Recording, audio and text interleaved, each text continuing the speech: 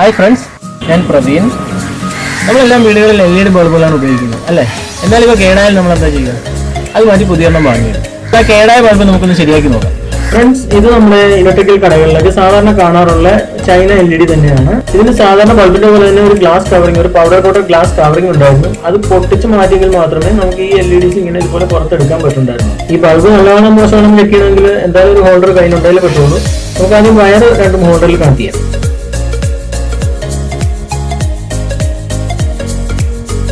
ഇനി നമുക്ക് ആ LED ഒന്ന് ചെക്ക് ചെയ്ത് നോക്കാം.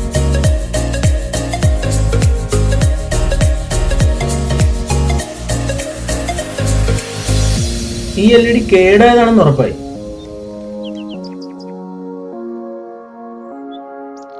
നമുക്ക് ഇതിനെ അഴിക്കാനുള്ള പരിപാടി നോക്കാം. ഇത് LED സ്ട്രിപ്പ് തന്നെയാണ്, മെറ്റൽ ബോഡിയിൽ ഒട്ടിച്ചിരിക്കുന്നതുകൊണ്ട് പൊളിച്ചെടുക്കാൻ എളുപ്പമായിരിക്കും.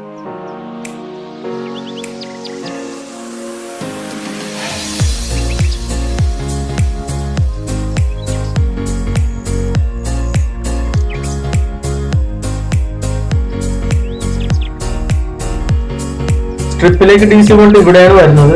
ഇത് അഴിച്ചെങ്കിൽ മാത്രമേ നമുക്ക് സ്ട്രിപ്പ് ഊരിയെടുക്കാൻ പറ്റൂ.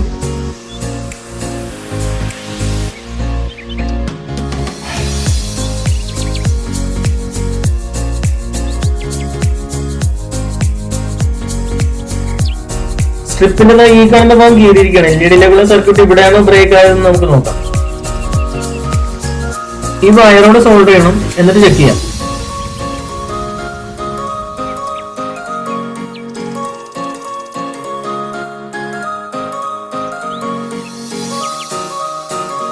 ഇത് AC ഇൻപുട്ടിന്റെ ലൈനാണ്. തൽക്കാലം രണ്ട് വയർ ഇവിടെ കണക്ട് ചെയ്ത് ലൈൻ കൊടുത്തു നോക്കാം.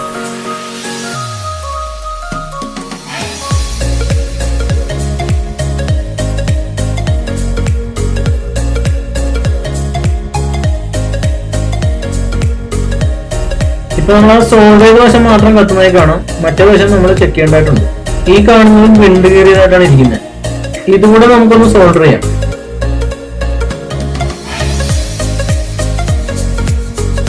നമുക്കിപ്പോ ഇതിന്റെ രണ്ട് വിങ്സും കത്തുന്നതായിട്ട് കാണാം.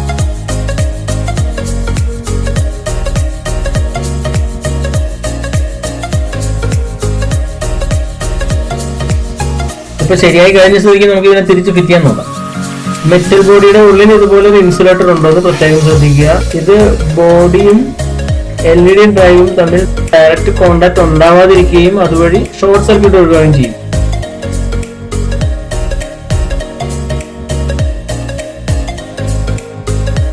ഫ്രണ്ട്സ്, ഞാനിപ്പോൾ അപ്ലൈ ചെയ്യുന്നത് ഹീറ്റ് സിങ്ക് ആണ്. നമുക്കറിയാം LED എന്ന് പറയുന്നത് ലൈറ്റ് എമിറ്റിംഗ് ഡയോഡാണ്. ഈ ഡയോഡ് എമിറ്റ് ചെയ്യുമ്പോഴാണ് നമുക്ക് പ്രകാശം ഉണ്ടാകുന്നത്. പ്രകാശം ഉണ്ടാകുന്നതിനോടനുബന്ധിച്ച് തന്നെ ഹീറ്റ് പ്രൊഡ്യൂസ് ആകുന്ന ഹീറ്റ് മെറ്റൽ ബോഡിയിലേക്ക് വേഗത്തിൽ ട്രാൻസ്ഫർ ചെയ്യണമെങ്കിൽ LEDയും മെറ്റൽ ബോഡിയും തമ്മിലൊരു കോണ്ടാക്ട് നിലനിർത്താൻ വേണ്ടിയാണ് ഹീറ്റ് സിങ്ക് ഉപയോഗിക്കുന്നത്.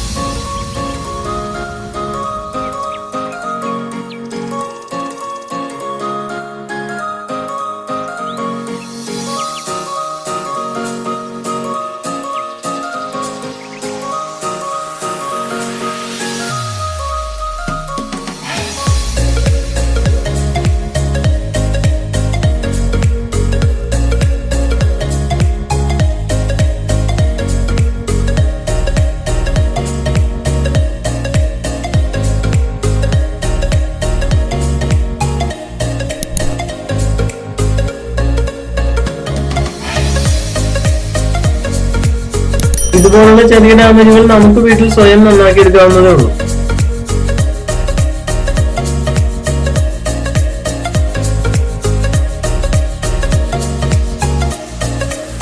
ഈ വീഡിയോ നിങ്ങൾക്ക് ഇഷ്ടമായാൽ മറക്കാതെ ലൈക്കും ഷെയറും ചെയ്യണേ.